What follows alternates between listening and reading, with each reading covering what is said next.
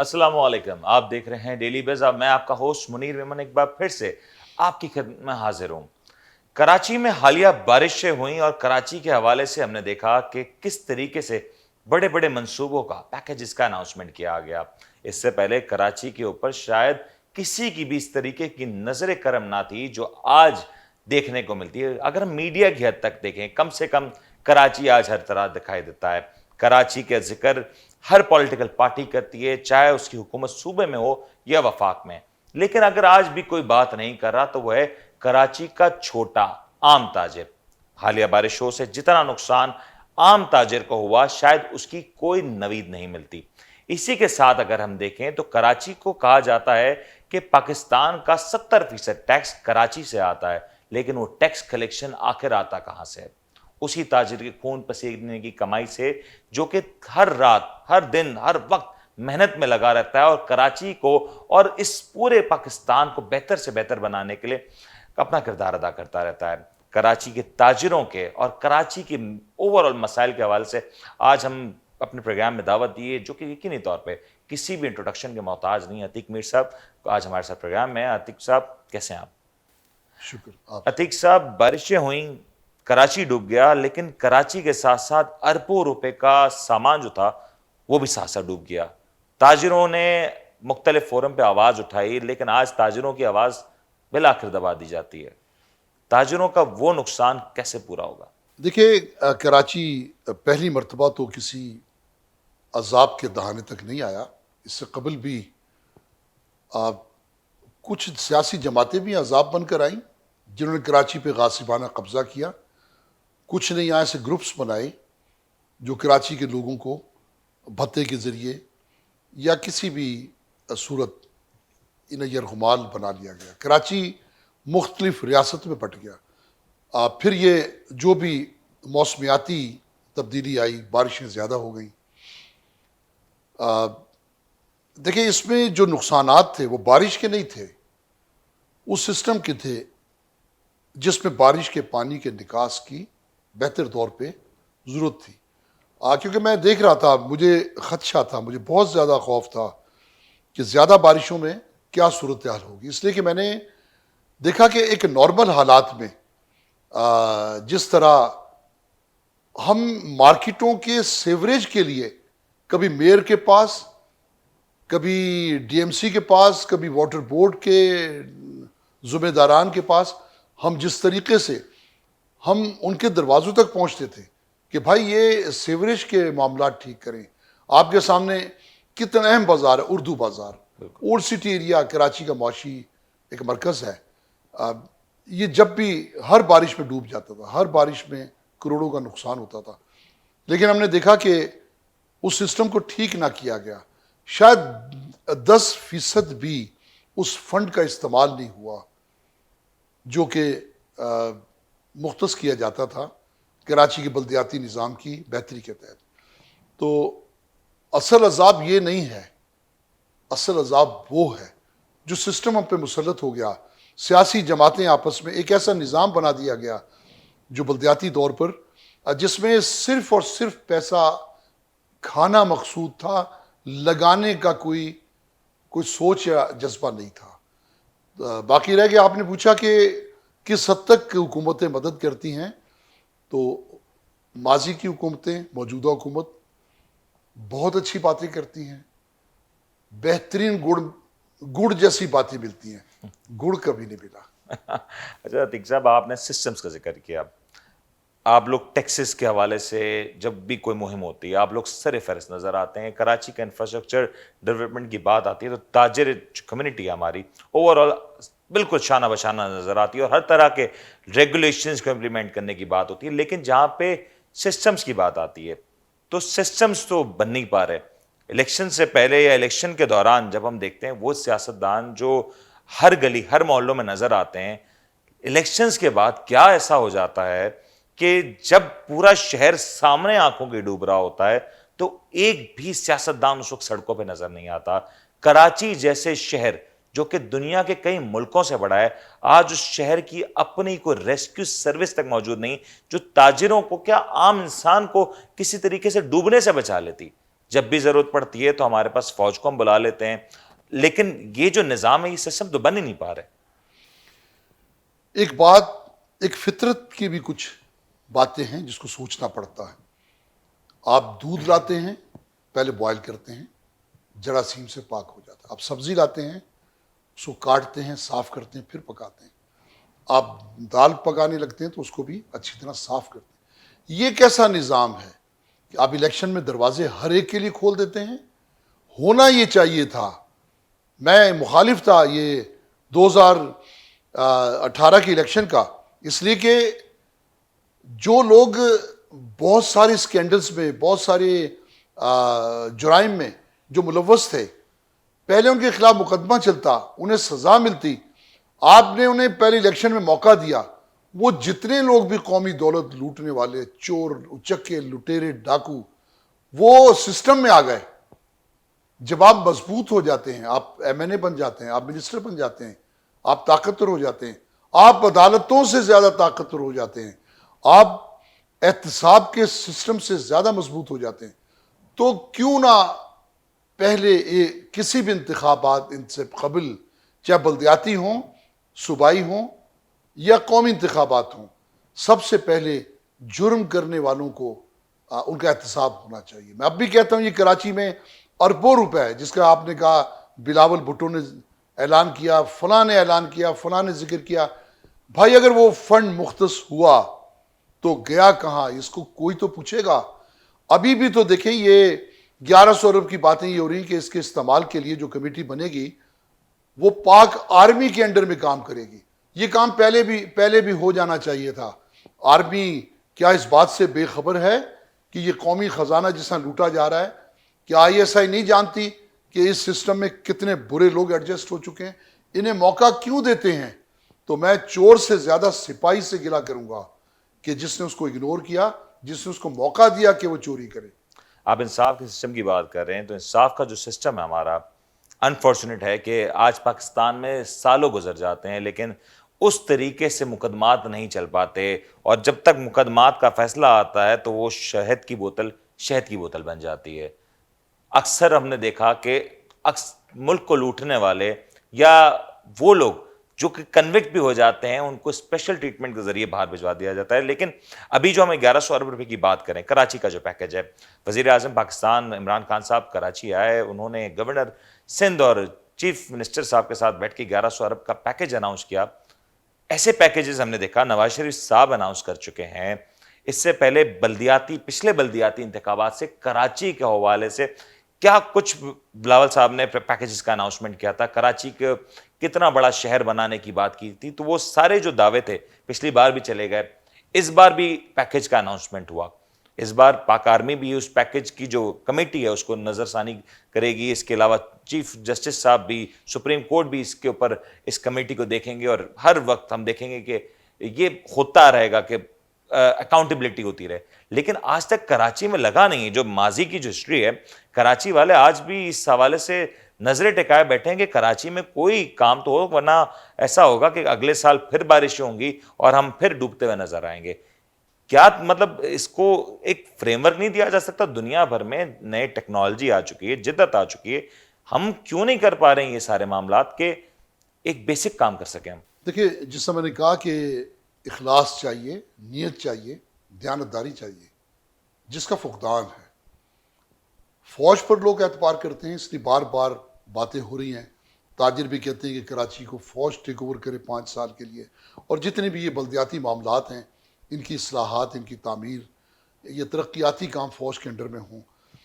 اس لیے کہ لوگ سیاسی سسٹم سے مکمل طور پہ مایوس ہیں. بالکل. کراچی کا بیڑا غرق کس نے کیا؟ آپ دیکھیں 2 جماعتوں نے جس طریقے سے کراچی کی بندر بانٹ کی, صرف پیسے کی بنیاد پر, لوٹ مار کی بنیاد پر. ہر ایک سمجھتا ہے کہ کراچی ایک ایسا ایک جزیرہ ہے جہاں سونا نکلتا ہے اور یہ جو جتنا لوٹ لے. تو یہی سبب ہے کہ کراچی میں لوٹ کھسوٹ کے سسٹم کو روکنے کے لیے بھی ہم نے فوج کو ہی پکارا ہے. یہ جتنے بھی آپ نے نام لیے, ان سے نہ امید تھی, نہ ہے, نہ ہوگی. جس شہر میں 70 سال سے زیادہ ہو گئے اور کسی نے بھی اس کو آن نہیں کیا. اب بعض جماعتوں نے تو یہاں تک کہا کہ ہمیں، وہ آرن کی رولنگ پارٹیز ہیں، انہوں نے کہا ہمیں تو کراچی سے مینڈیٹ ہی نہیں ملا، ہمیں کراچی سے کیا ہمدردی ہو سکتی ہے. جب اس حد تک لوگ گر جاتے ہیں، چاہے وہ نون لیگ ہو، پیپلز پارٹی ہو، یا وہ یہ رولنگ پارٹی ہو. لیکن اب یہ جو تحریک انصاف نے تو ووٹ بھی لے لیے کراچی سے، سیٹیں بھی مل گئیں، اب بھی نہ کرے تو میرا خیال ہے یہ ہماری بدقسمتی نہیں، اس جماعت کے لیے بھی ایک سوالیہ نشان ہے کہ کیا آئندہ آپ کو مینڈیٹ دیا جائے یا نہیں. یہ آپ خود ہی بتا دیے کہ آپ کا جو یہ انداز ہے، آپ کا یہ جو کردار ہے، تو پھر آپ ہی انصاف سے ذرا کہہ دیں. لیکن یہ تو ٹھیک ہے، فوج کی بات کریں تو یہ کوئی مستقل عمل تو نہیں، مستقل ایک فریم ورک تو نہیں ہے. دنیا میں فوجیں جو ہوتی ہیں ان کا کام سیفٹی اینڈ سیکیورٹی کا ہوتا ہے، ملک کی سالمیت کا ہوتا ہے. لیکن پاکستان شاید وہ پہلا اور شاید واحد ملک ہوگا جہاں پہ نالوں کی صفائی سے لے کے بارش کا پانی، تمام تر مسائل میں صرف اور صرف فوج کو پکارا جاتا ہے. کیا وجہ ہے کہ 70 سال گزر گئے مختلف پولیٹیکل پارٹی، اور اب تو ہم نے وہ جو دو جماعت کا جو نظریہ تھا اس کو بھی بریک ہوتا ہوا دیکھا گزشتہ الیکشنز میں. پی ٹی آئی گورنمنٹ آئی، لیکن آج بھی جو ٹرسٹ کا جو لیول ہے وہ صرف فوج کے ہاتھوں نظر آتا ہے. آج بھی عوام اگر کسی کو دیکھتے ہیں امید سے تو آج بھی وہ پاک آرمی اور پاک فوج ہے. یہ مستقل عمل تو نہیں ہوا نا سر؟ اس میں کوئی شک نہیں ہے، لیکن اس کی ضرورت جزو وقتی تو ہے. دیکھیں، آپ ایک اخروٹ کو توڑتے کہ اس کے انسٹرومنٹ سے نہیں ٹوٹتا تو آپ ہتھوڑی اٹھا لیتے. یہ فوج جزو وقتی، اور اس میں سیکشن موجود ہے جس میں فوج کو لایا جا سکتا ہے. دیکھیں، فوج کو کہا جاتا ہے کہ جمہوریت کش ہے، یہ آمریت لے کر آتی ہے، یہ جمہوریت کو یہ ڈی رول کرتی ہے. لیکن میں یہ کہتا ہوں کہ جمہوریت عوام کش ہے. صحیح بات. آپ دیکھیں، یہ بلدیاتی نظام کا جو کراچی میں تیا پانچا ایک کیا گیا، اس کے اثرات تو دیکھیں آپ. دو جماعتوں نے بیٹھ کے اسے اس طریقے سے استوار کیا کہ یہ ادارے ڈی ایم سی کے پاس ہیں، یہ ادارے کے ایم سی کے پاس ہوں گے، یہ میئر کے پاس ہیں، یہ حکومت سندھ کے پاس ہیں. ان کی بنیاد صرف یہ تھی کہ وہ فنڈ دینے والے ادارے تھے. صحیح بات. تو اس بنیاد پہ ان کو تقسیم کیا گیا، اور پھر اس کا نتیجہ دیکھیں کہ ایک کچرا اٹھاتی تھی، اپنا جھنڈا لگاتی تھی گٹر کے اوپر، اور دوسرا اس گٹر کو بند کر دیتی تھی، وہاں کچرا پھینک دیتی. یہ کس طرح کا بلدیاتی نظام ہے؟ آپ ساری دنیا کا اسٹرکچر دیکھ لیں جو بلدیاتی کاموں کا ہے، اس میں اداروں کی ذمہ داری ہے کہ ایک دوسرے کے ساتھ تعاون کریں. ہمارے ملک میں خصوصاً کراچی میں تو ادارے کے خلاف کھڑے رہے کہ کیسے آپ کام کر سکتے ہیں. اگر آپ نے کام کیا تو آپ کی سیاسی جماعت کو اس کا فائدہ ہوگا، انتخابات میں آپ ہمیں دبا لیں گے، تو ہم نے آپ کو کام سے روکا. ہم نے وہی کام کیا تو آپ نے روکا. تو عوام کہاں جائے، کس سے کہے؟ پھر فوج رہ جاتی ہے، یا پھر عالمی انسانی حقوق کی وہ جماعتیں رہ جاتی ہیں جنہیں مشکل میں صومالیہ نے پکارا، زمبیا نے پکارا. کافی انفارچونیٹ سچویشن. لیکن اگر میں آخری کمنٹ آپ کا چاہوں، آپ بطور عتیق میر اور تمام جو تاجر رہنما ہیں، کتنا پر امید ہے کہ 1100 ارب روپے کا جو پیکیج آنے والے دنوں میں کراچی میں لگتا ہوا نظر آئے گا؟ کلوزنگ ریمارکس چاہوں گا کہ کیا آنے والے دنوں میں کوئی بہتری آ رہی ہے اس 1100 ارب روپے سے، یا کراچی کے ہاتھ پھر کچھ نہیں آنے والا؟ دیکھیں، اس میں دو مرحلے ہیں اور دونوں کو مرحلہ وار دیکھا جائے گا. 1100 ارب کا اعلان تو ہوا، ماضی میں بھی ہوتے رہے اس طرح کے اعلانات. وہ تصدیق کرے وہ کمیٹی کے وہ 1100 ارب اس کمیٹی تک پہنچ گئے. اس کے بعد اس کمیٹی کو دیکھا جائے گا کہ آیا وہ ماضی ہی کے سسٹم پہ کام کرتی ہے یا اس کا کوئی شفاف طریقہ کار ہے. اور اگر اس میں شفافیت ہے، اس 1100 ارب کا 70% بھی ایمانداری سے خرچ ہو گیا تو کراچی یورپ کے کسی شہر کی طرح یہ عروس البلاد بن جائے گا. لیکن اگر اسی سسٹم کی طرح یہ پیسہ بھی ضائع ہو گیا تو پھر میں نہیں سمجھتا کہ کراچی کی قسمت بدلے گی. بہت بہت شکریہ عتیق میر صاحب، ہمارے ساتھ موجود تھے، اور جس طریقے سے انہوں نے کہا کہ کمیٹی بنائی جائے اور ایک پراپر مانیٹرنگ کا نظام ہونا چاہیے. تو اگر آج 24 گھنٹے بھی نہیں گزرے تو ابھی یہی بات طے نہیں ہو پا رہی کہ وفاق اور صوبے کا آخر اس میں کتنا پرسنٹیج ہوگا. محض 24 گھنٹے کے بعد ہی 1100 ارب روپے کے حوالے سے جو کچھ باتیں آ رہی ہیں وہ مضحکہ خیز ہیں. اس نوٹ پہ ایک چھوٹا سا بریک لیتے ہیں. بریک کے بعد واپس آئیں گے اور دیکھیں گے کہ اکانومی کے فرنٹ پہ کیا چل رہا ہے.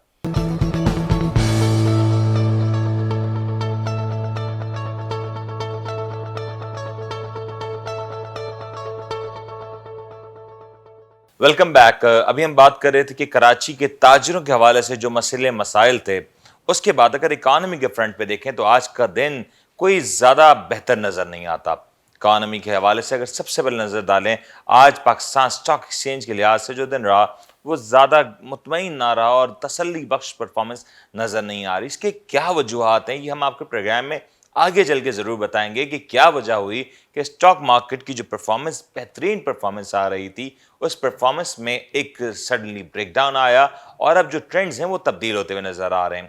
ایک ہفتے قبل تک مارکیٹ جس طریقے سے پرفارم کرتی ہوئی نظر آ رہی تھی, بہترین والیومز تھے, سب چیزیں پازیٹیو نظر آ رہی تھی, انویسٹرز بہت حد تک مطمئن تھے, لیکن آج کی صورتحال اگر دیکھیں تو قدریں مختلف نظر آتی ہیں. آج اسٹاک مارکیٹ کی بات کریں, آئل مارکیٹ کی بات کریں تو ہر طرف ریڈ کلرز بکھرے ہوئے نظر آتے ہیں اور مارکیٹ زیادہ تر ہمیں ریڈ زون میں ٹریڈ ہوتی ہوئی نظر آ رہی ہے. اسی کے ساتھ ساتھ اگر ہم آج کی اوور آل پرفارمنس کا جائزہ لیں تو ہم دیکھ رہے ہیں کہ لگاتار انٹرنیشنل مارکیٹس میں بھی چینجز آ رہی ہیں. سب سے پہلے اگر شروع کریں تو آئل مارکیٹ کی جو صورتحال ہے وہ کافی مختلف نظر آ رہی ہے, جو کہ آئل مارکیٹ میں بھی ڈکلائن سائڈ نظر آتی دکھائی دے رہی ہے. اگر ہم سب سے پہلے نظر ڈالیں WTI کروڈ 1.20 سینٹس کی کمی کے ساتھ ڈکلائن سائڈ پہ مینٹین ہوتا ہوا نظر آ رہا ہے, 38 کی سطح پہ آ چکا ہے. جبکہ برینٹ کروڈ کی بات کریں تو 1.10 کی سطح پہ یہ بھی ٹریڈ ہوتا ہوا دیکھا جا سکتا ہے. اس کے علاوہ اگر ہم نیسڈیک کی بات کریں, انٹرنیشنل انڈیکسز ہے, بہت بڑا مارکیٹ کا ایک میجر شیئر ہولڈر ہے, اس لیے 11,313 کی سطح پہ یہ ٹریڈ ہو رہا ہے اور 1.27% کا ڈکلائن ہے. یعنی کہ آئل مارکیٹ کی بات کریں یا انٹرنیشنل مارکیٹس کی بات کریں تو ہر طرف جو ڈکلائننگ فیکٹر ہے وہ ایک کنسسٹنٹ نظر آتا ہے. اسی کے ساتھ FTSE 100 UK کی بات کریں تو 5,937 سے یہ ٹریڈ ہوا, 2.39% کا اس میں پازیٹیو چینج آبزرو کیا جا رہا ہے. ٹوکیو اسٹاک ایکسچینج کی بات کریں تو 0.50% کا نیگیٹو ٹرینڈ ہے. اور یہ نیگیٹو ٹرینڈ کیوں ہے یہ بھی ہم آپ کے پروگرام میں آگے چل کے ضرور بتائیں گے کہ کیا وجہ ہے کہ جاپان کی جو اسٹاک مارکیٹس ہیں اس میں اتنی اچھی پرفارمنس نظر نہیں آتی. شنگھائی اسٹاک ایکسچینج کی بات کریں تو 0.89% کا اس میں پازیٹیو چینج ہے, جو کہ 3,406 کی سطح پہ کلوز ہوا. ہانگ کانگ اسٹاک ایکسچینج میں بھی نیگیٹو ٹرینڈز ہیں اور وجہ وہی ہے, 0.43 کا نیگیٹو ٹرینڈ نظر آتا ہے اور 24,589 کی سطح پہ یہ ٹریڈ کلوز ہوا. بامبے اسٹاک ایکسچینج 0.16% کے معمولی سے پازیٹیو چینج کے ساتھ کلوز ہوئی, اس میں 38,417 کا نمبر دیکھا گیا. جبکہ پاکستان اسٹاک ایکسچینج کے لیے آج کا دن کافی خراب رہا, 0.73% سے آج مارکیٹ نے لوز کیا, 41,985 کی سطح پہ یہ آ گیا ہے. یعنی کہ آج انڈیکس نے اپنی نفسیاتی حد جو کہ 42,000 کی تھی اس کو آج بلا کر برقرار نہ رکھ سکی اور مارکیٹ 42,000 کے لیول سے نیچے آتی ہوئی نظر آ رہی ہے. آج کے اگر انٹراڈے چارٹ کی طرف نظر ڈالیں تو انٹراڈے چارٹ اس بات کو بہت ہی کلیئرلی بتا رہا ہے کہ آج مارکیٹ میں کیا ہوا ہے. سٹارٹنگ کے لمحات سے مارکیٹ میں ایک رجحان تھا, وہ زیگ زیگ موشن بنتا ہوا نظر آیا. مارکیٹ اپ اینڈ ڈاؤن کی صورتحال میں رہی اور مارکیٹ میں لگاتار سیلنگ پریشرز آتے رہے. مارکیٹ کا جو پازیٹیو مومنٹم تھا وہ بہت دیر تک سروائیو نہ کر سکا اور بالآخر ہم نے دیکھا کہ مارکیٹ نے نیگیٹو سائڈ کی طرف راہ لی اور آہستہ آہستہ مارکیٹ جیسی نیگیٹو زون میں گئی تو سیکنڈ ہاف میں اس تیزی میں کافی اضافہ ہوا کہ مارکیٹ تیزی سے ڈکلائن سائڈ کی طرف ہونے لگی اور انویسٹرز نے تیزی سے سیلنگ شروع کر دی. اسی کے ساتھ ساتھ اگر ہم آج کی میجر ہائی لائٹس کو دیکھیں تو آج کے ایشین انڈیکس میں 41,985 سطح کو مینٹین کیا, جو کہ آج 310 پوائنٹس کی کمی کے ساتھ کلوز ہوا. مجموعی طور پہ آج 0.73% کا نیگیٹو چینج رہا, جبکہ آج انڈیکس کا ہائیسٹ لیول رہا 42,528. یعنی کہ آج انڈیکس ایک وقت میں پازیٹیو سائڈ پہ شو ہو رہا تھا لیکن وہاں پہ مینٹین نہ رکھ سکا لیول اور آہستہ آہستہ ہم نے دیکھا وہ پازیٹیوٹی نیگیٹیوٹی میں تبدیل ہو گئی, جو کہ آج 310 پوائنٹس کے نیگیٹو ٹرینڈ پہ کلوز ہوا. اسی کے ساتھ ساتھ آج کا ہم لوئسٹ لیول دیکھیں تو 41,912 کا رہا, یعنی کہ مارکیٹ آج اپنے سم ویئر اراؤنڈ لوئسٹ کے کلوز ہی کلوز ہوئی. اسی کے ساتھ ساتھ ولیومز بھی آج کافی بہتر نظر آ رہے ہیں. 51 کروڑ شیئرز کا کام ہونا یقینی طور پہ اس بات کو بہت اچھے سے بتاتا ہے کہ مارکیٹ میں آج اگین والیومز کے اعتبار سے بہت پازیٹیو دن رہا. لیکن انفارچونیٹ سینیریو یہ تھا کہ زیادہ تر سیلنگ سائڈ پہ نظر آئی. اس کے علاوہ اگر ہم آج کے نمبر آف شیئرز یا والیومز کی بات کریں تو والیوم لیڈرز کی طرف دیکھیں تو آج سب سے زیادہ نمایاں چینج دیکھا گیا ہیس کال میں. ہیس کال کے شیئرز کی اگر ہم بات کریں تو کافی بڑا ڈفرنس نظر آ رہا ہے ہیس کال کے پرائسز میں. آج ہیس کال جس طریقے سے مارکیٹ کے ابتدائی لمحات میں ٹریڈ ہو رہا تھا اس کے بعد اگر ہم آج کی صورتحال کو دیکھیں جو کلوزنگ صورتحال ہے اس میں ایک بہت بڑا گیپ نظر آتا ہے, بہت بڑا چینج نظر آتا ہے جو کہ ہیس کال کلوز ہوا 21.42 کی سطح پہ, اور جو پازیٹیو چینج نظر آ رہا تھا وہ دیکھتے دیکھتے تبدیل ہوا اور سڈنلی مارکیٹ 1.73 کا اس میں چینج آیا وہ نیگیٹو آیا. پی آئی بی ٹی ایل میں بھی جو پازیٹیو چینج تھا 0.22 کے نیگیٹو چینج کے ساتھ کلوز ہوا 13 روپے کی سطح پہ. پاور سیمنٹ کل بہت بہتر پرفارم کیا, اپر کیپ کی طرف موو ہوا. آج بھی مارکیٹ کے حوالے سے مومنٹم بہت پازیٹیو نظر آ رہا تھا, لیکن جو صورتحال تھی وہ 0.56 پیسے کی نیگیٹو چینج کے ساتھ 10.29 پہ کلوز ہوا. پی آر ایل 22.49 پہ کلوز ہوا اور 1.52 کا اس میں نیگیٹو امپیکٹ دیکھنے میں آیا. بائیکو نے آج زبردست پرفارم کیا اور اوور آل مارکیٹ کو کہیں نہ کہیں سرپرائز کیا, کیونکہ مارکیٹ کے جو چینجز تھے اس سے بلا اثر ہو کے اپنے آپ کو بالکل علیحدہ رکھ کے آج بائیکو نے اپر کیپ کی طرف موومنٹ کی, اور یہی وجہ ہے کہ 10.10 کی طرف اس کی پرائسز آ چکی ہیں. اس کے علاوہ کے الیکٹرک اگین آج اتنا اچھا پرفارم نہ کر سکا, 4.10 کی سطح پہ کلوز ہوا, اس میں 0.08 پیسے کا نیگیٹو چینج آبزرو کیا جا سکتا ہے. ٹی آر جی نے آج اگین ٹرینڈ چینج کیے, جو کل تک بہت پازیٹیو نظر آ رہا تھا آج 2 روپے 94 پیسے کا اس میں نیگیٹو ٹرینڈ دیکھنے میں آیا. 58.91 کی سطح پہ یہ کلوز ہوا. پی ٹی سی 10.25 پہ کلوز ہوا, 0.03 پیسے کا پازیٹیو چینج رہا. ایف ایف ایل کی بات کریں تو 15.75 کی سطح پہ یہ کلوز ہوا 0.89 کے نیگیٹو ٹرینڈ کے ساتھ. یونٹی کی بات کریں تو یونٹی 0.87 کے نیگیٹو ٹرینڈ کے ساتھ کلوز ہوا 15.36 کی سطح پہ. اوور آل مارکیٹ کے ٹرینڈز کو دیکھیں جائے تو آج اگین جو لیڈ کر رہا ہے وہ آئل اینڈ گیس کا مارکیٹنگ سیکٹر ہے, جو کہ آج بیسٹ والیوم جنریٹ کرتے ہوئے دکھا رہا ہے. کافی زیادہ متحرک نظر آیا اور اس کی سرٹنلی کچھ کافی زیادہ کانکریٹ وجوہات ہیں جس کا امپیکٹ آج مارکیٹ پہ پڑا. یہ وجوہات بھی کیا ہیں ضرور ہم آپ کو بتائیں گے پروگرام میں, لیکن اس کے ساتھ ساتھ سیمنٹ سیکٹر بھی اس سے کافی زیادہ افیکٹ ہوا اور نمبر جنریٹ کرتے ہوئے نظر آیا. سیمنٹ سیکٹر بھی, ریفائنریز کے سیکٹر اگین لنکڈ ہے آئل مارکیٹ سے, اور یہی وجہ ہے کہ آج ریفائنری کے سیکٹر نے بھی کافی زیادہ والیوم جنریٹ کیے, اور ساتھ ساتھ ٹیکنالوجی اینڈ کمیونیکیشن کا سیکٹر بھی آج والیوم لیڈرز میں اگین اچھا پرفارم کرتا ہوا نظر آ رہا ہے. مارکیٹ کی اوور آل صورتحال, جی ہاں مارکیٹ کی اوور آل صورتحال تبدیل ہوئی. مارکیٹ پازیٹیو زون سے نیگیٹو زون میں گئی, یعنی کہ مارکیٹ میں یقینی طور پہ کوئی ایسی چیز ہے جو انسرٹن تھی, جو ایسی چیز ہے جس نے مارکیٹ کو کہیں نہ کہیں پینک موڈ پہ گیا. کیا تھا یہ وجہ, کیا ہوئی اس کی چینجز کی وجہ, کیا معاملات تھے, کیا وجوہات بنی کہ مارکیٹ جو پازیٹیو ٹریڈ ہو رہی تھی وہ نیگیٹو ہو گئی, وہ ہم آپ کو بتائیں گے کل کے پروگرام میں. اس کو دیکھنا مت بھولیے گا کہ کل ہم ڈائسیکٹ کریں گے کہ مارکیٹ کی جو اوور آل صورتحال ہے, جو مارکیٹ کا پازیٹیو ٹرینڈ تھا وہ نیگیٹو ٹرینڈ میں کیسے تبدیل ہوا. آج کے لیے فی الحال تھا, کل تک کے لیے اپنے ہوسٹ منیر میمن کو اجازت دیجیے. اپنا بہت بہت خیال رکھیے گا. اللہ حافظ.